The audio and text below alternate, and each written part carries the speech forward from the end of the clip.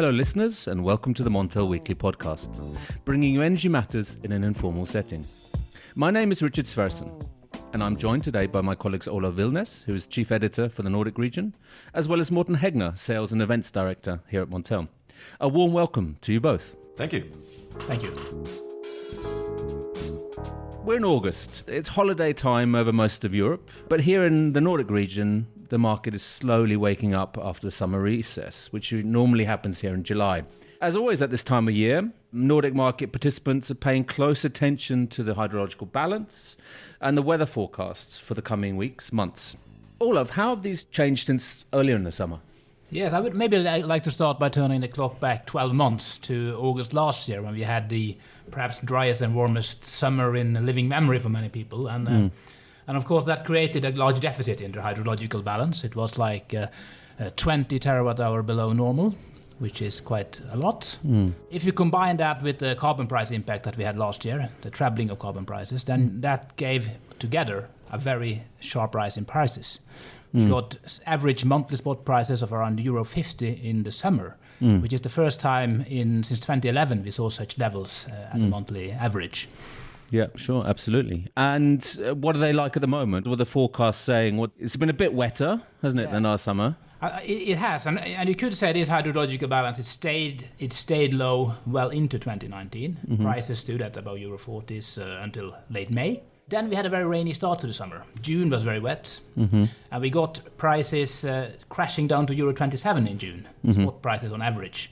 Because of the wet weather, the hydrological balance was restored. And then come July, and it turned dry again. And now, at the end of July, early August, spot prices are up at around euro 40. So it's been a kind of topsy-turvy ride a bit. Morten, have you got anything to add to this? Not in particular, but it seems now it's mostly relying on the weather, and rain and precipitation will have a major impact on the price development now in August, of course. Of course, as normally is the case here. But what are you hearing from the market? What are the experts, what are the analysts talking about? Are they sort of mainly bearish going forward, or have forecasts changed a bit, or analysis changed?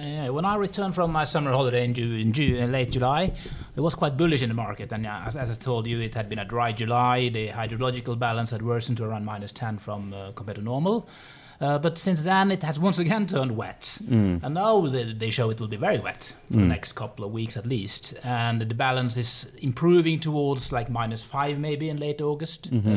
Maybe it can even improve or go back to normal at the end of the month. And you've seen the Q4 19 contract falling 15% since its late July peak. It's now trading at 37.85 euros this morning. It was at 44.85 in 24th of July. Okay, so that's just a couple of weeks ago. Yeah, just a couple of weeks ago. So that's clearly a weather impact there on the price fall. You have also seen a fall in German prices over that time. So I think there's also a continental influence. Absolutely. So it's time to get the umbrellas and the raingear out for the second part of August. What are you hearing anything here, Morten?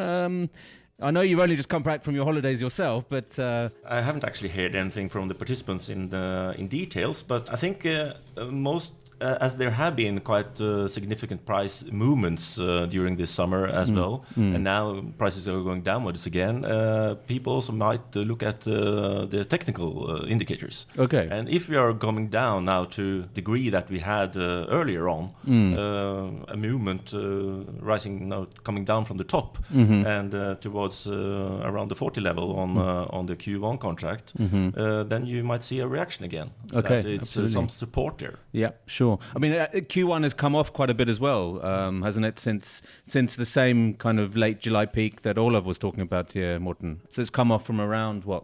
It's come off from around 47, okay, and down to 41 now, just in a matter of days. Okay, so purely on the basis of these wetter forecasts, then, chiefly. I think it's also important to remind us that we only have to go back 2 years, and then we had prices at around 30 euros in Q4 spot prices. Okay, yeah. So I think there is a level rise there as well, caused by the carbon price increase we saw last year. Yeah. Carbon, of course, is a very important price driver. Normally, when you have a €1 rise in the carbon price, the power price can rise by around euro 0.7 So that has definitely an impact. And of course, in July you saw carbon prices reaching up towards 30 euros. Yeah, Clearly, of course. Yeah. Together with the weather, it has I think that those two are the main price drivers at the moment. The forward prices are very much below Germany. I mean, Germany, they're around 50, hovering around there. They've sort of touched above and fallen below. And the Nordic spot has been lower than its German equivalent. I mean, what are the reasons here, Olav? Everyone you talk to in the market, they think that the spread, if you look at the curve, it's too wide. I mean, there's almost a 15 euro spread between the Nordic and German frontier contract. Yeah. Which compares to, I guess, the spot price so far this year is just a 3-4 euros difference. Exactly. So, and there's not a big hydrological situation that sort of suggests such a big difference. So it could come down to market structure. I think many people think that in the Nordic market there is like a structural thing with a lot of sellers, long-term sellers in the market, an overrepresentation of them. It has to do with the renewables expansion. Okay. A lot of wind farms coming online. They're forced to secure their sales many years in advance. This is through the PPAs here, exactly as you mentioned. Yeah. A large rise in PPA deals, and I think that rise, you could maybe say that the PPA market have contributed to lower the long end of the Nordic power curve. Okay, that's interesting. Yeah, very interesting, I think. Yeah, so it has, all these deals that have been signed over the previous years are having an impact on prices already now. So that's quite an interesting development. What are your thoughts here, Morten? Last year we had this major spread in between German and Nordic power prices in late August, and that turned out to be reduced during the autumn.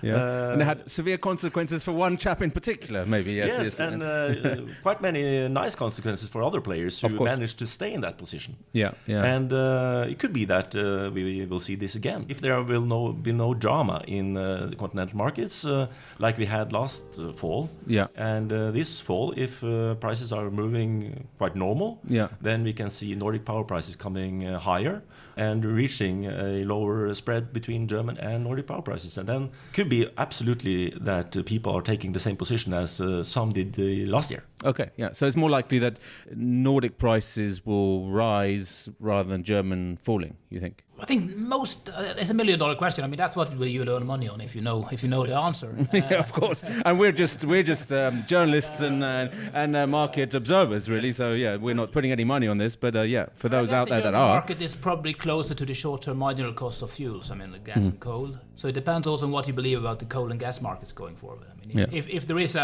let's say the coal or the gas market turns very weak in the winter, then maybe the Nordic market is more correctly priced now. But I think there's a general feeling in the market that it is a Nordic market that is more wrong than the German market. Okay, yeah. And the answer is probably somewhere in between. But it's interesting about the structure of the Nordic market, because that's also been a debate around the liquidity here, isn't it? I mean, all of that. We've seen, Nordic forward market liquidity falling quite drastically from over the last pretty much every year over the last 12 years. I mean, what are experts saying here about the reasons for this? Is that partly the structure of the market, that there are too many sellers, not enough buyers, or is it that too simplistic? Could be an answer. I mean, you had a lot of funds in the Nordic market in the early 2000s. First, you had American companies coming in, then you had a lot of independent traders. Much more activity, much more trading activity. Many have blamed the regulation from EU level.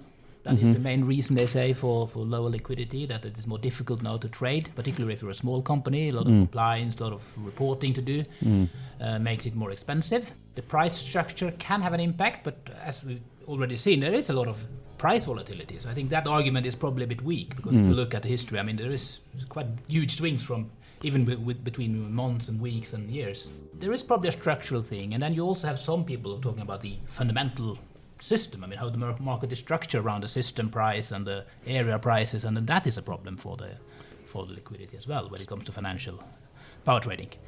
Absolutely. So there are a number of issues. Montel has its annual event in the Nordic market on the 22nd of August, Morten. It's the must-attend conference for Nordic energy market participants, and also those who want to understand more about what's driving the Nordic market. And one of the main topics is this liquidity issue. Can you tell us a little bit more about how you're going to address this at the conference, Morten? And that is true. We will have a very interesting conference in 2 weeks, which one of them them, or the topics, will consist of the challenges within financial trading. And of course, there will be good discussions between players, experienced ones, and the exchanges, and how this market will be moving forward. So we are really looking forward to that. And PPAs will be, of course, one topic. We have seen that, or some mean that PPAs is taking away liquidity from the market, while the originators say that it's actually creating liquidity on the financial markets. But they would, because they're the ones driving the deals, aren't they? So they would see the positive sides of it in a sense. Morten, you travel all around Norway visiting, Montel customers and energy market players in the region. I mean, what are their main concerns here? It's quite split because we meet optimists and people who are more of realists and maybe pessimists with respect to the development of the financial market. And when we talk to different players, they say quite the opposite, quite many of them. And we see that some are looking forward to a more financial market and maybe hedging towards the German market. That is something which also people are looking into.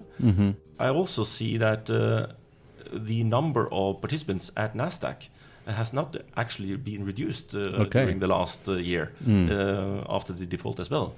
It has actually gained 3 more members. 10 went out and 13 has arrived.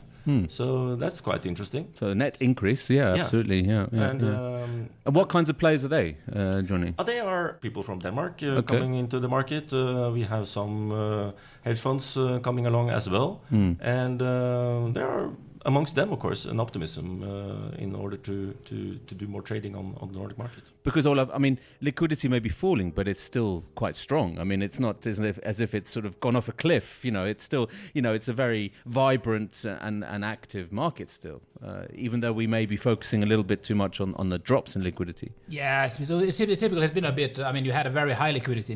Nordic was the first mover in a way. It was larger than the German market back in the early 2000s. Now, I think the gravity of the trading has moved to the German market. That's the hub for Europe. That's where they trade. So you could.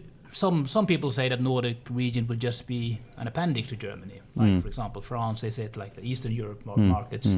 And then you could say, okay, well, the Nordic just have to be content with that, be a smaller fringe market for special interested people with assets there, or while the trading goes to the wider German market. Or should the Nordic region come back? I think that's an interesting discussion.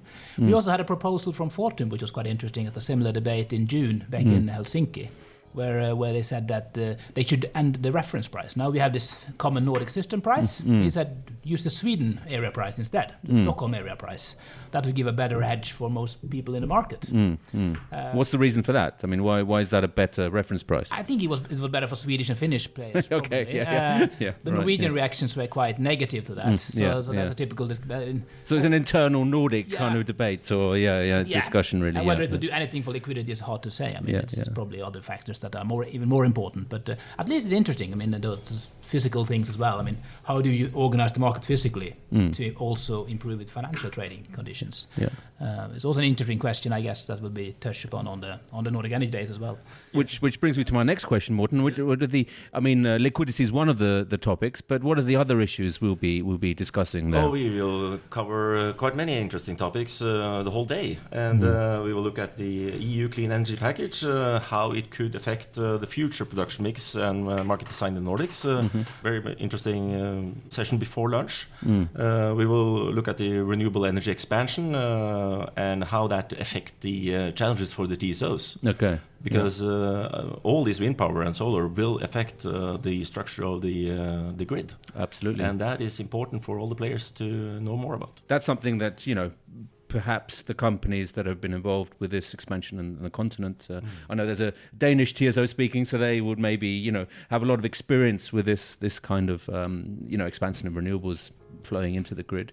That sort of brings me on to my next question, really, Olav. One of the main surprises this year, for me at least, being an outsider in this country, is this vehement opposition to wind in some quarters. Because you'd think, you'd think it's green energy, it's in sparsely populated, areas. What's the big deal? Yeah, what's the big deal? I think Norwegians in general are quite positive to wind power as long as it's not in their backyard. Of course. It's the classical NIMBY problem. And what you see is that there's been a lot of protests recently. Much due to this is the first real wave of wind power developments in Norway. I mean, if you look at the hydropower developments, you had a lot of protests in the 1970s, 1980s. Now you have the wind coming up, and now people say, okay, these windmills will come on my mountain, my forest. Why do we need it? And they look at the power balance in Norway, which shows that there is a surplus. Is almost all renewables. And then I think, why should we destroy our nature for exporting the power to continental Europe? Which will then only drive up domestic prices, potentially. Yeah, so that's one argument against it. And then, of course, you have all the other people who think, okay, it's good to export power to continental Europe because it will bring down climate emissions or CO2 emissions across the world. Better to export to electrons rather than hydrocarbons, potentially, for some. I think the opposition is most down to the nature. I mean, people don't want it near their homes, near their cabins. It's not so much against wind power in general. It's more a visual issue. And there's maybe the wildlife protection as well. Maybe they feel that it's harmful for birds potentially. Is this an issue in the area where you live, Morten? Not in particular. NVE, the Nordic Energy Authority, they have made a huge map over Norway where they have pointed out some areas for potential wind power onshore in Norway. And there have been a lot of discussions after that. And quite many are negative, of course, but also many local communities are positive because it means a lot of tax income. Of course, for these local communities on having wind power in their backyard. Yeah, absolutely. As long as they don't see it, then it's okay. Yeah, it's hidden behind a mountain or something. Yeah, absolutely. But that's the point, isn't it? I mean, it's increased revenues, which they can then fund social services, etc. Yeah, I mean, but has the debate got even more kind of extreme, or has it got more polarized, or is it, how is it developing, Olav? Social media is playing a part here, of course. I mean, you have a Facebook group called Stop Wind Power Plants, which is trying to recruit me every day, I get it. and of course... So far, unsuccessfully. Yeah, true and untrue stories are spread very fast. And, for example, they don't like the fact that there's a German company building a wind farm in central Norway is not good for them. I mean, some people make all kind of comparisons with history to sort of be against that wind farm. Why should we help them? I mean, is that kind of attitude? I don't know. Sometimes it gets a bit polarized if you read the social media. Yeah, okay. I don't know if that really reflects the public opinion. Yeah. No, that's always the case. I think they should read Montel instead. Yes, exactly. Yeah. That's far more balanced and neutral. Absolutely, a more objective view. Olav, I mean, other topics or issues that the Nordic market will be looking at in the coming months. I mean, on the maybe on the policy side, we've seen new governments in Denmark and Finland. I mean, will this affect, or is this something? What are the main key points that people will be looking at? Probably much of the same. I guess the new Danish government that came this summer is even more ambitious on wind power. So Denmark will even face an even higher challenge of penetrating or adapting wind to its system. They need then even more interconnectors to neighboring countries to work smoothly. I mean, Finland will of course speed up their decarbonizing, get rid of the coal plants by the 2030, and so there is this same development. You go towards more renewables, more volatile renewables in the system, which again creates more grid and a more flexible demand side. Yeah, and I think so in that way it's nothing particularly new this year. It's been the same overall trend going on for many years now. But you see it clearer now since you are approaching 2020s, where much more has to be done to meet stricter climate targets by 2030. Absolutely. Anything to add here? I mean, what do you think are the key issues? Of course, they're all being addressed at the Nordic Energy Day, Morten. But apart from that, I suppose the key issues will be what happens to the carbon price. And absolutely. Brexit, in that sense, no deal Brexit is the most probable, I guess. And how that will impact the carbon market on short term will of course impact the power prices also on short term. That will be very interesting as well. And keep us all nervous for the coming weeks, or busy in some ways. Beyond that, I think the development of PPAs will play a major role in the power price development time ahead. And the all change in wind power production impact of that will absolutely matter. Yeah, absolutely. Yeah. Well, I think that's about all from us today. So thank you very much to Olav and Morten. It's been a pleasure having you here and having this discussion. I think the one key takeaway there for me is please make sure you attend the Nordic Energy Day if you can. Absolutely. But remember to keep up to date with all our stories on Montel News and follow us on Twitter and LinkedIn. And you can subscribe on iTunes and Spotify. We'll be back next week. Thank you, listeners. Goodbye.